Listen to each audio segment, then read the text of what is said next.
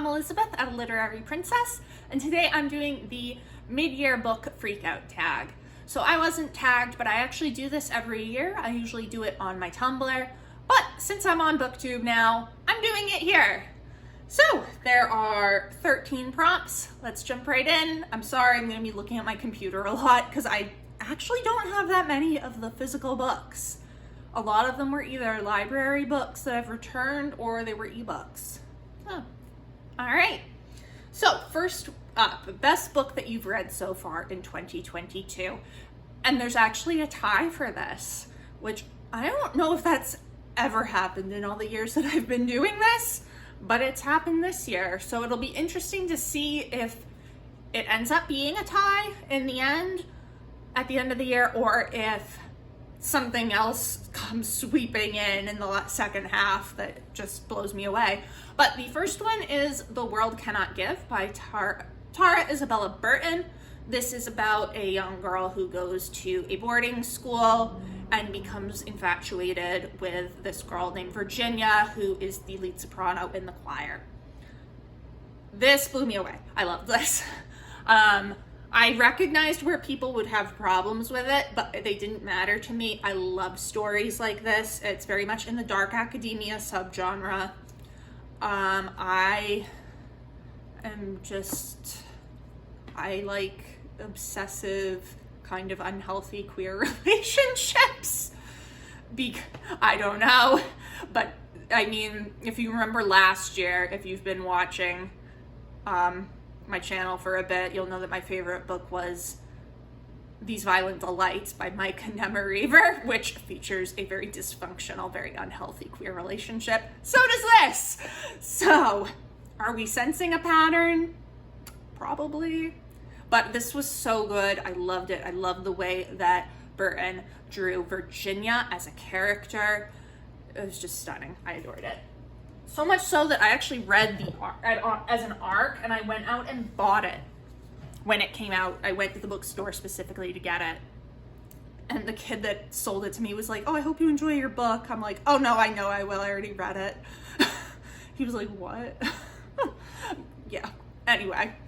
So the second one that is the best book I've read is The Woman in White by Wilkie Collins. I read this for my exam reading. Oh my God, this is so good. I love Wilkie Collins anyway. I read The Moonstone a few years ago and thought it was fantastic. The Woman in White's even better.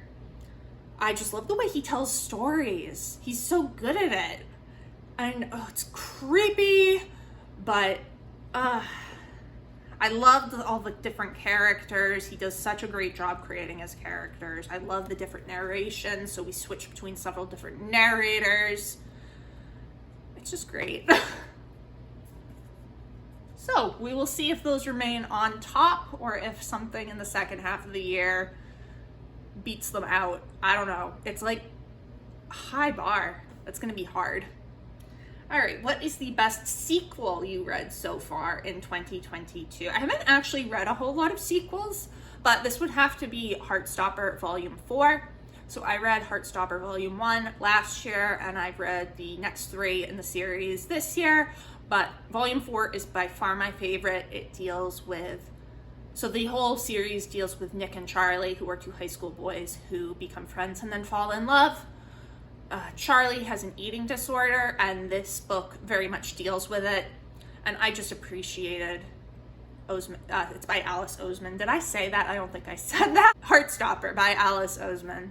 I think Oseman does a great job representing, like, depicting anorexia. It's just so good. And also just the whole thing is, like, even though there's these very emotional parts, there's also cute, fluffy parts, and the relationship is just so sweet, and I love it. And I love it. It makes me happy. Number 3, a new release you haven't read yet, but you want to. So I actually picked 2 for this. The first one is How to Be Eaten by Maria Adelman. This came out in May, and it is a fairy tale retelling that has several different retellings. It's got all these fairy tale characters as modern women in a support group. So I'm sorry, I'm looking at the description because I'm just looking at it on Goodreads. We have a girl who is dealing with the fallout of a relationship with a psychopathic blue-bearded billionaire. We have a girl who was once devoured by a wolf and now wears him as a coat. We have a girl who was held captive in a house made of candy.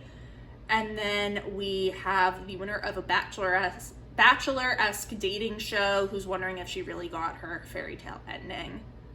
And then one more who it doesn't really say anything about.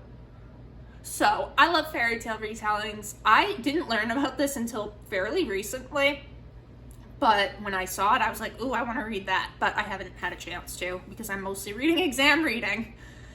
The other one that I would like to read is Either Or by Elif Batuman.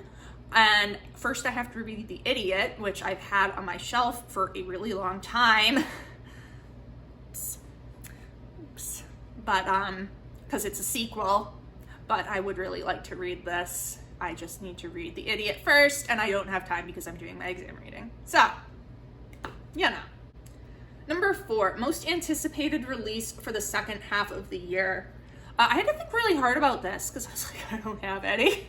But then I realized that Stephen King has a new book coming out, and I need to find it in my little, I've got all these tabs up. So in September, I believe it is coming out. Yep. Stephen King has a book called Fairy Tale that he's releasing. I'm a big Stephen King fan. I actually haven't read a lot of his more recent stuff. I've mainly read his older stuff, but I love him. Fairy Tale is, opposed to being a horror novel, is a fantasy novel about a teenage boy who inherits the keys to a parallel world. So I was like, Stephen King, you wrote a portal fantasy? Pour moi. I love portal fantasies, and I love Stephen King's writing, so I'm super excited to see this. And apparently this is what he's been writing during the pandemic, which is a good use of your time, sir. Excellent use of your time. Number 5, biggest disappointment. This is not going to come as a surprise to anyone who has been watching Disorientation by Elaine Shue. Are you surprised? No, I didn't think you would be. This deals with a young woman named Ingrid who is in grad school, and she finds something in the archives that points to information about the poet she's studying that will change scholarship on him forever. I hated this book so much. So I initially gave it 2 stars, but I've been mulling it over, and I hated it so much that I went and changed my rating to 1 star. I never do that. I hated this book so much that I was like, no. Usually, even if I feel like, I think maybe I gave it too high a rating, I let the rating stand. This one, no. I was like, no. 1 star. I hate this book. The main character's stupid. All of the characters are just caricatures. Nothing makes sense. This isn't how grad school works. I hated it. If you want like a full rant on it, I think it's my March wrap up. And then I think I also talk about it in like the quarter year tag because it was like, what's your biggest disappointment? I was like, Disorientation. I hate it. But yeah, so you can listen to me rant more about that in other videos. I won't bore you with it now. Anyway, number 6, the biggest surprise. This was actually Daniel Deronda by George Eliot, which I just finished at the beginning of this month, so I actually haven't even talked about this in a wrap-up yet, but I have a complicated relationship with George Eliot. I really enjoy some of her books, and then I really don't like some of her others. I went into Daniel Deronda kind of skeptical. It is 800 pages, chunky, and my advisor said that he finds it very difficult, but that it had themes in it that I would be interested in. I was like, all right, well, we'll see what happens. And I ended up really enjoying this. I gave it 4 stars. Similar issue that I had with Middlemarch of it feels like it was 2 stories put into one and it could have just been 2 separate novels. But I ultimately really enjoyed it. And it's going to be a answer again in like two questions. So I'm just gonna put it down again because I'm gonna need that later. All right, prompt number 7 is favorite new author. It can be debut or new to you.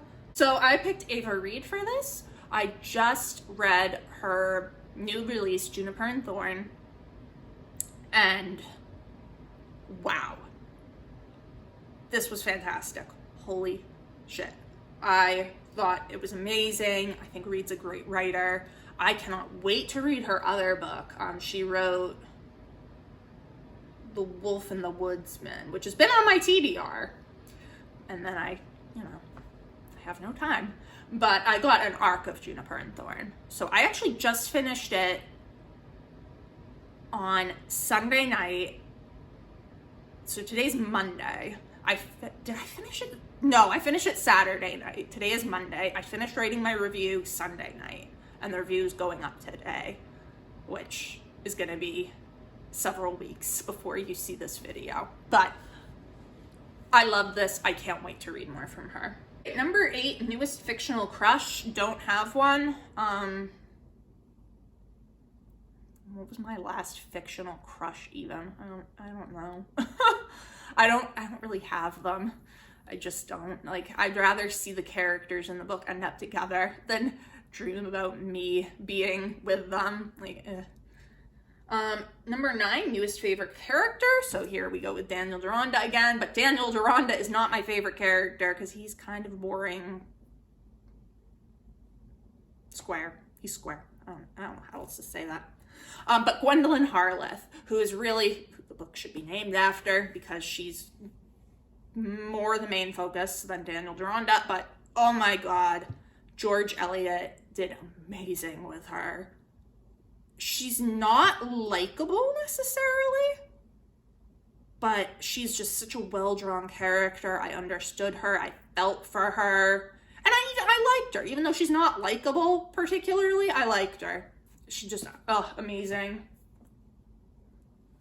Possibly the best character that George Eliot's ever written. Definitely the best one that I have read so far.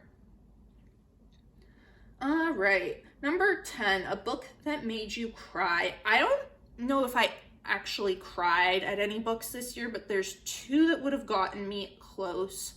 The first is You'd Be Home Now by Kathleen Glasgow. This deals with a teenage girl whose brother is addicted to drugs and who was injured in a car accident So she was in a car accident, a girl got killed, and her brother, they found out that he had an addiction because he overdosed in the same car accident. So this was just a look at a family dealing with addiction and how that affects everybody in the family. And it hit very close to home because it's something my family has dealt with. And I definitely got a bit teary. I don't think I actually cried. I don't really cry unless a book is like A Little Life by Yanagihara, I think. But this got me close. And then the other one was The Wicker King by Kay Ankrum, which it deals with another dysfunctional, unhealthy queer relationship. And this got me close to crying as well. I found this one quite emotional. So it deals with these best friends, and Jack is showing signs of is hallucinating, and he's hallucinating this whole fantasy world with this whole quest that they have to do. And August, our main character, starts playing along with it and then gets in really deep with it. And it was emotional. It was kind of heartbreaking. And yeah. A book that made you happy. That's prompt 11. And this would be Phoebe Jr. by Margaret Oliphant. Love Margaret Oliphant. She makes me happy in general. This is the 3rd book I've read by her. She's fun. She's funny. And I just had a great time. Okay, so prompt number 12, most beautiful book you've bought so far this year. And that is hands down Gothic, An Illustrated History by Roger Luckhurst. I mean, look at the cover. And then it's, you know, it's illustrated. There's photographs, there's illustrations. That was a super creepy image I just showed you. I'm so sorry. So it's just absolutely stunning.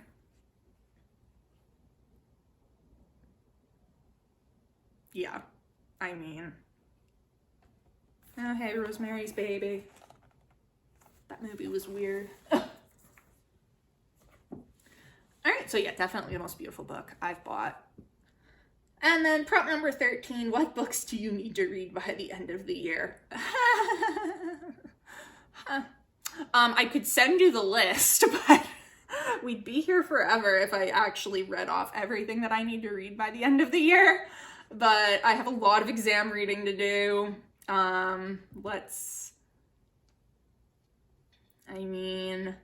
Everything in my July TBR that came out the week before this is coming out. I need to reread Villette by Charlotte Bronte.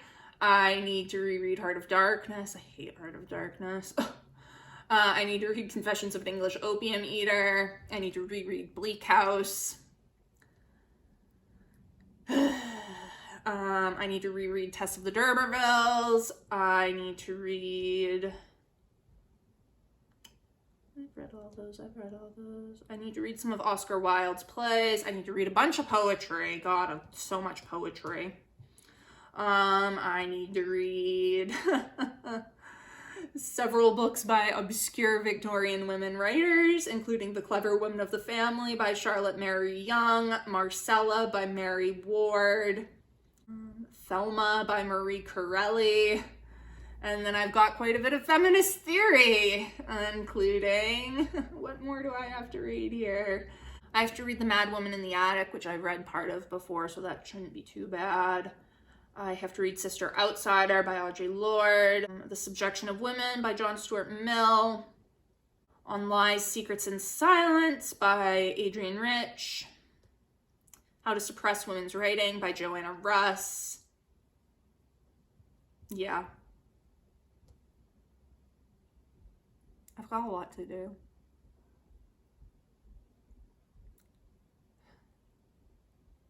And that's not even like by the end of the year. That's by the end of this summer. I hate my life. I don't do a PhD. Do not do a PhD. If you have gotten anything from my channel, it should be that you should not do a PhD in literature because it's miserable. Anyway, on that uplifting note, that is my mid-year book freakout tag. So I would love to know your answers to these questions down in the comments below. Have you read any of the books I've talked about? What did you think? What books are you excited for in the second half of the year? What's the best book you've read so far? Definitely tell me. It has been great chatting with you all. I will see you soon. Bye.